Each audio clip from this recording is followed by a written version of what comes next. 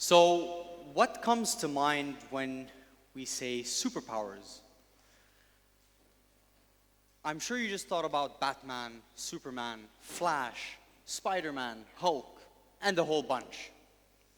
Superpowers are fictional, right?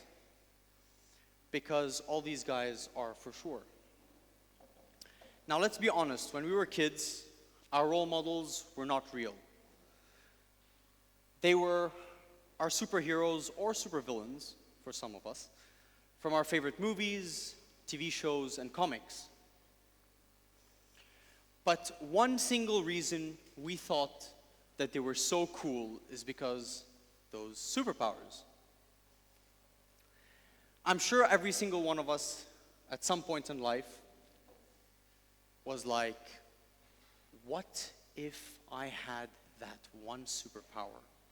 Well, I can tell you that I wanted to be super fast, like Flash, and I wanted to have webs, like Spider-Man, and then brave, like Batman, and then all these together, like Superman.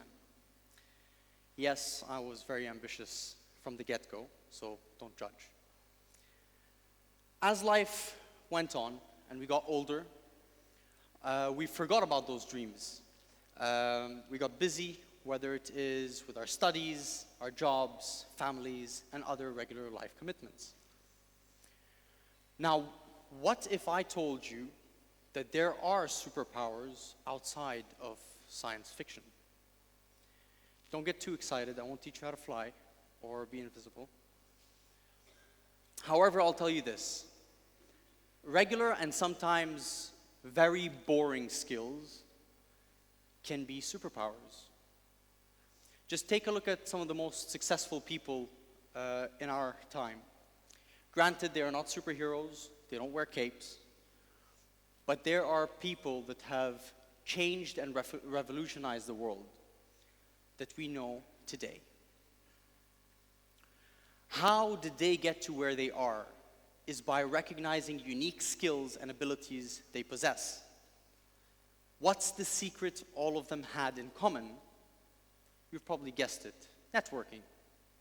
Networking, the real-life superpower that connected them with the right communities and created unlimited opportunities. Because even the strongest and most intelligent superheroes relied on their friends and allies during times of hardship. So let's discover how genuine connections and hard-earned skills can change your life. Hi, my name is Mohannad Bitar, and I don't have any cool superpowers, unfortunately. I guess it's not going to come as a surprise that I didn't learn how to fly or run, but 5-year-old me would have been pretty disappointed. So what did I do with my life instead? I founded several businesses, some of which is This is Qatar, a community platform for all things Qatar, Socialite, a 360 marketing agency, and Route Deliveries, a non-food delivery service here in Qatar. I started my entrepreneurial journey when I was around 16 years old, after a near-death experience. Exciting. I realized that I wanted to kickstart what I now know as the plan to have a more meaningful and impactful life.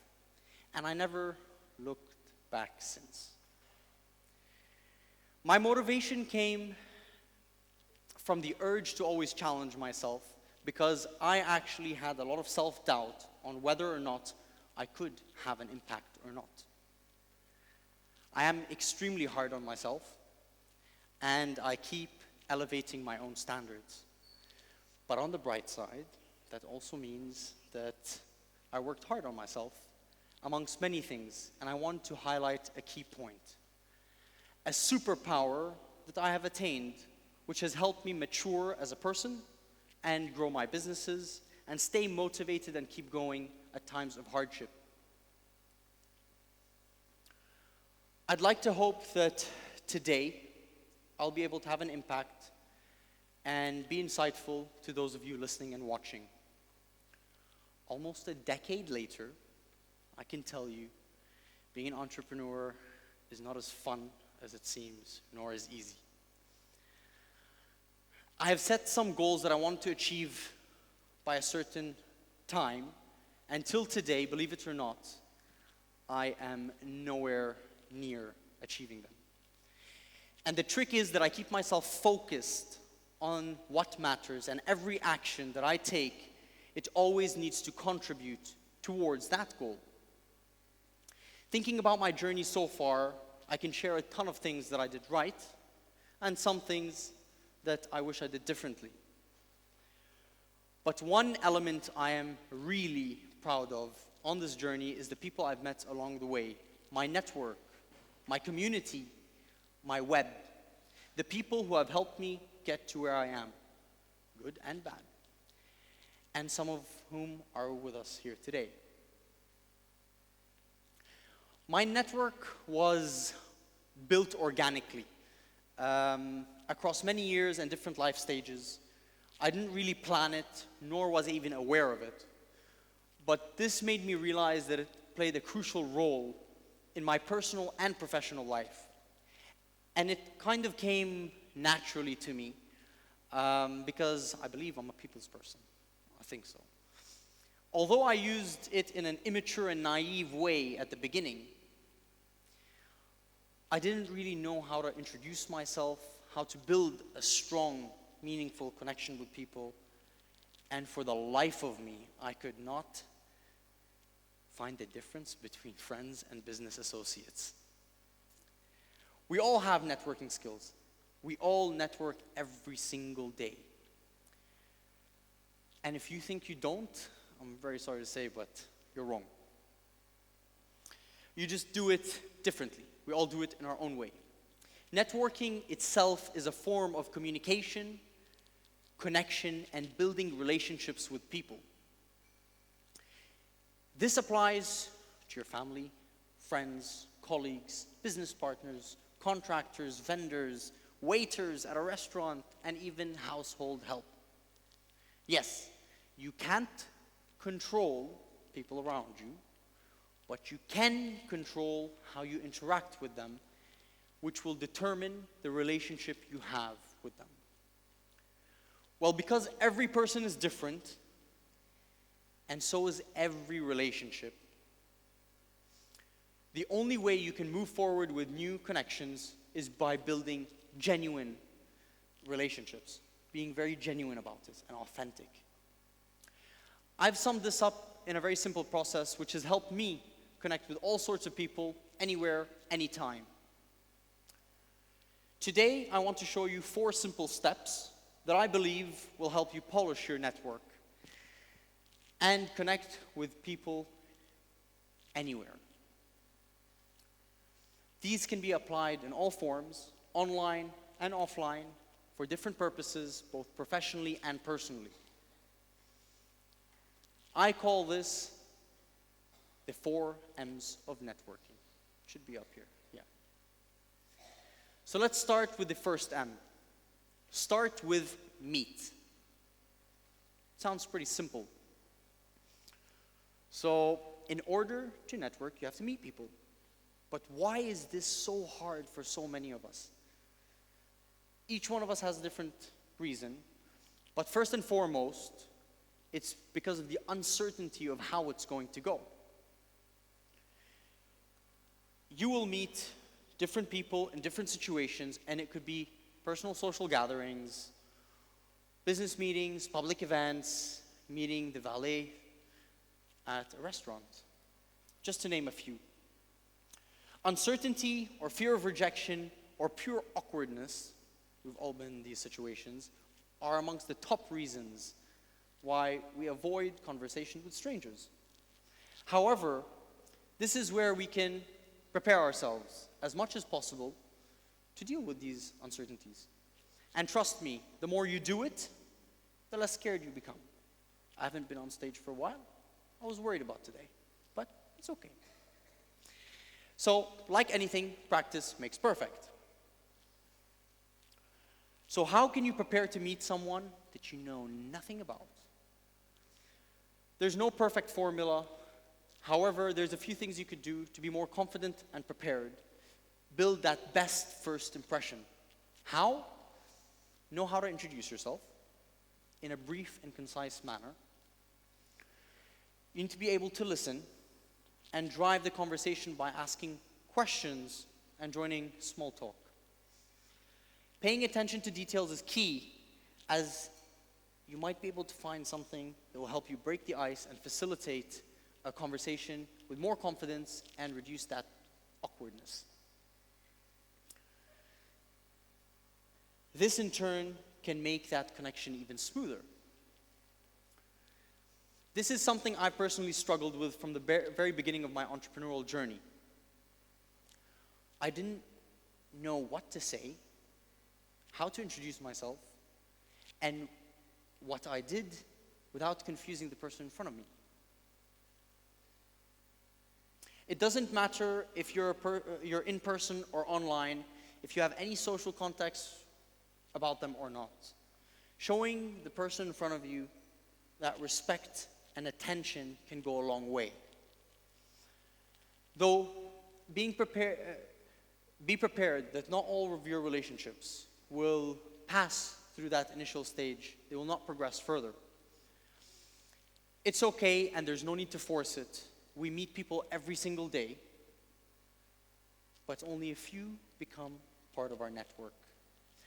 Meet is the broadest part of this process, and it's also the fastest. So in the 4 M's of networking, we start with meet. What's next? The second M of networking is mature. Mature a successful meet. So I have good news and bad news. Start with the bad news. The bad news is not all first impressions are going to work. And they're not all going to be successful. And not all connections will pass through that initial stage. But the good news is that some will, no matter who you are. And these are definitely not to be underestimated. The relationships where you've successfully met someone and got past that awkward stage will have a chance to mature. This is where you need to set up your expectations and start building where this relationship's going to get to, whether it is a personal or professional one, and how far do you want it to grow. A key component is that you have to keep an open mind on adapting to different situations, even with those you've already met, because people change. The maturity of your relationship is heavily influenced by the environment, and it is important to adjust the order to stabilize that relationship. You have to remember what we said in the beginning. Networking with strangers is hard because every single person is different, and so is every single relationship, especially ones that are in different situations. So for example, you meet a business associate at an event, and you'd like to mature the relationship. You probably would go out for coffee or something like that. Your communication in that event where you met, the entire environment is very different to a one-to-one setting. What you say, how you present yourself, how you listen is in a much more intimate way. Now, just because it worked in one scenario, it doesn't mean it's going to work in another. You have to keep trying. You have to be adaptable and creative. Again, we're all different. Connectivity, organization, and time management are crucial so that you can adapt with each person, again, because each person is different. In the 4 M's of networking, start with meet, proceed with mature. What's next? Manage matured connections. Managing any relationship can be very complicated. You need to manage some elements in order to keep the relationship on a healthy track. Setting expectations is very important. It's very important to be able to show your contact what you can and can't support them with if there's a specific project or situation. In case you promise and failed on that promise, it could break or fracture the buildup of the relationship. And that happening enough times can lead to losing the relationship. Don't oversell yourself. Some people oversell themselves and they can't sustain it. So it's very tempting to oversell yourself just to build up that trust. However, if you don't do it naturally, you will eventually get tired from it. And that usually tends to crash the relationship because you can't fake something for so long. For example, going to impress a manager. You have a new job, you're in your probation period, you're working long hours, working really hard, you're doing more work. Once you're settled in, your performance is at a minimum. You lose that trust from your manager and they stop relying on you because it's a different impression than from the one you gave in the beginning. Then you have clarifying expectations when and where needed. So lines can get very blurry very quickly. And it's not possible to always set those expectations from the very beginning of the relationship because we can't plan everything. Especially if you're transforming a connection from a personal relationship or a friendship to a business one or vice versa. The lines can get very, very blurry very quickly. Then you have investing in constant gestures. Doesn't mean I'm talking about bribes or anything. No, I'm talking about making an effort without expecting anything in return. That is key. So for example, seasonal greetings. We have a bunch of seasonal greetings all over the year. Birthday wishes, simple messages of just checking how someone's doing will take you a very long way. And you don't have to have a deep connection to be able to do that. A very basic relationship can allow you to send that greeting. It can be a simple Eid Mubarak, Merry Christmas, congratulations on an achievement, and so on and so forth, to show the other person that you put in the work. Sometimes things happen and you can't really control it. Simple gestures and setting the right expectations can help you be forgiven or not judged. For example, it's very important for me in my line of work that I am on time as an entrepreneur. But sometimes for events in my media work, I'm late. But these are already preset with my network. So sometimes I'm on time, sometimes I'm late, and sometimes I have to be there early. And that's already there. By the way, in my family, some of you are here, I'm known to be the one that's always late to the family gatherings. So now we covered meet, mature, and now we go to, and manage. And now we go to maintain. So maintaining your network. Take into consideration that circumstances change, times change, people change. We kind of grow. So if your network matters to you in any shape or form, you have to maintain the relationship to ensure that future interactions are possible. However, the same way not all meets are successful. Sometimes we find ourselves in situations where we can't have certain relationships anymore. For example, you have outgrown a personal relationship, or you're no longer in a business partnership, or you simply don't need the contact, or you graduated from school. So some people don't find it necessary to stay in touch with their teachers. However, that doesn't mean you ditch them. You still have to maintain the relationship because it does qualify as part of your network. You can maintain it from a distance or be very close to them, and that's in your hands, in your control. Maintaining it means going back to these random gestures. The New Year messages, Eid Mubarak messages, and so on and so forth. And we were very lucky because in this day and age, social media helps a lot to stay connected with people, to see what's happening in their lives. And you can comment and so on and so forth.